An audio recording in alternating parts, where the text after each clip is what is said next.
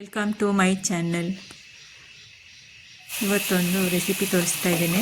ಈ ರೀತಿ ನಾನು ಮೊದಲೇ ಬಾಣಲೆ ಬಿಸಿಯಿಟ್ಟು ಎಣ್ಣೆಯನ್ನು ಹಾಕ್ಕೊಂಡು ಕಡಲೆ ಬೀಜ ಮತ್ತು ನೆಲಗಡಲೆ ಬೀಜ ಮತ್ತು ಗೋಡಂಬಿಯನ್ನು ಹಾಕ್ಕೊಂಡು ಫ್ರೈ ಮಾಡ್ಕೊಳ್ತಾ ಇದ್ದೇನೆ. ಇದಕ್ಕೆ ಒಂದು ಆನಿಯನ್ ಕಟ್ ಮಾಡಿ ಹಾಕ್ಕೊಳ್ತಾ ಇದ್ದೇನೆ.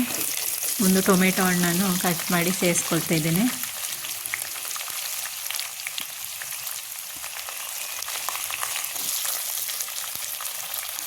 ಎಣ್ಣೆಯಲ್ಲಿ ಸ್ವಲ್ಪ ಹೊತ್ತು ಬೇಯಿಸ್ಕೊಳ್ಳೋಣ. ಕರಿಬೇವಿನ ಎಲೆಯನ್ನು ಸಹ ಹಾಕ್ಕೊಳ್ತೇನೆ. ಹೊಸದಾಗಿ ವಿಡಿಯೋ ನೋಡೋರು ಸಬ್ಸ್ಕ್ರೈಬ್ ಮಾಡಿಕೊಂಡು ವಿಡಿಯೋಗೆ ಸಪೋರ್ಟ್ ಮಾಡಿ. ವಿಡಿಯೋ ಇಷ್ಟ ಆದರೆ ಲೈಕ್ ಮಾಡಿ. ನಾನು ಹಾಕಿರುವಂಥ ರೆಸಿಪಿ ನಿಮಗೆ ಇಷ್ಟ ಆದರೆ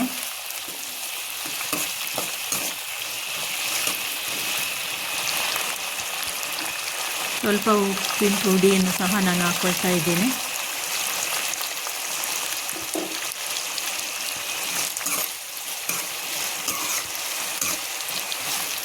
ಸ್ವಲ್ಪ ಹೊತ್ತು ಬೇಯಿಸ್ಕೊಳ್ತೇನೆ. ಎಣ್ಣೆಯಲ್ಲಿ ಫ್ರೈ ಮಾಡ್ಕೊಳ್ತಾ ಇದ್ದೇನೆ. ನಂತರ ನಾನು ಇದು ಪೌಡ್ರ್ ಇರುತ್ತಲ್ವ ಅದನ್ನು ಸೇರಿಸ್ಕೊಳ್ತಾ ಇದ್ದೇನೆ. ನೀವು ಬೇಕಾದರೆ ಶುಂಠಿ ಬೆಳ್ಳುಳ್ಳಿ ಪೇಸ್ಟನ್ನು ಸಹ ಹಾಕ್ಕೊಳ್ಬೋದು.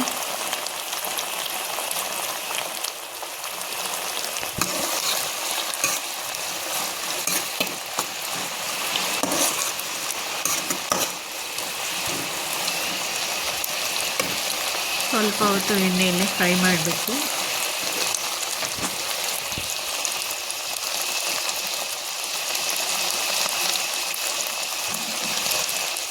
ಇದಕ್ಕೆ ಒಂದು ಸೀಕ್ರೆಟ್ ಇಂಗ್ರೀಡಿಯೆಂಟ್ಸನ್ನು ಹಾಕ್ತಿದ್ದೀನಿ ನಾನು.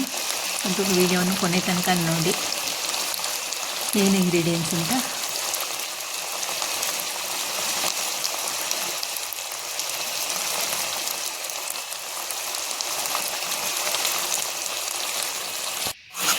ಜೀರಿಗೆ ಪುಡಿಯನ್ನು ಸಹ ಹಾಕ್ಕೊಂಡಿದ್ದೇನೆ ನಾನು. ಇವಾಗ ತುರ್ತಿಟ್ಟಿರುವಂತಹ ಕ್ಯಾರೆಟನ್ನು ಸೇರಿಸ್ಕೊಳ್ತಾ ಇದ್ದೀನಿ.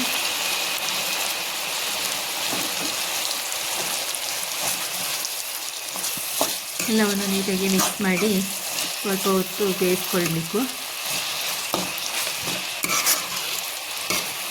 ಅಂದರೆ ಮಾತ್ರ ಸೂಪರಾಗಿ ಬರುತ್ತೆ.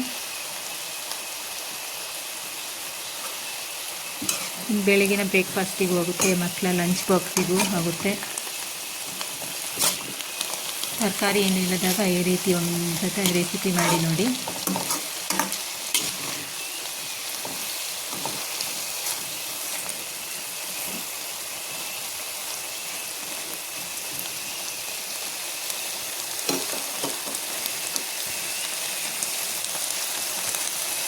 ಒಂದು ಮುಚ್ಚಿ ಒಂದು ಸ್ವಲ್ಪ ಹೊತ್ತು ಒಂದು 5 ನಿಮಿಷ ಬೇಯಿಸ್ಕೊಳ್ಬೇಕು.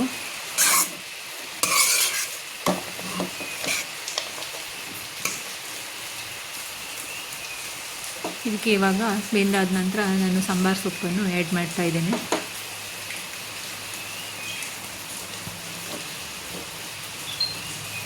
ಇವಾಗ ಮೊದಲೇ ಬೇಯಿಸಿಟ್ಟಿರುವಂಥ ರೈಸನ್ನು ಸೇರಿಸ್ಕೊಳ್ತಾ ಇದ್ದೇನೆ ನಾನು.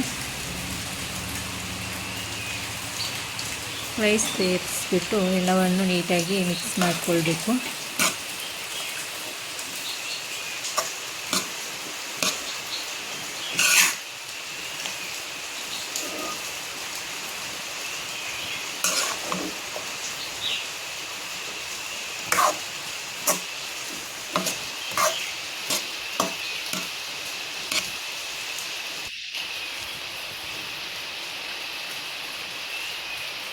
ಮಿಕ್ಸ್ ಆದ ನಂತರ ಇದಕ್ಕೆ ನಾನು ಒಂದು ನಿಂಬೆಹಣ್ಣಿನ ರಸವನ್ನು ಸಹ ಸೇರಿಸ್ಕೊಳ್ತಾ ಇದ್ದೇನೆ.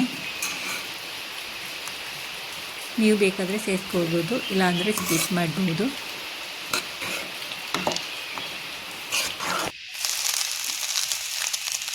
ಎಲ್ಲವನ್ನು ಹಾಕಿ ಆದ ನಂತರ ಈ ರೀತಿಯಾಗಿದೆ. ಸೀಕ್ರೆಟ್ ಇಂಗ್ರೀಡಿಯೆಂಟ್ಸ್ ಹೇಳಿದ್ನಲ್ವ, ನಾನು ಗ್ರೀನ್ ಚಿಲ್ಲಿ ಪೌಡರನ್ನು ಹಾಕ್ಕೊಂಡಿದ್ದೇನೆ.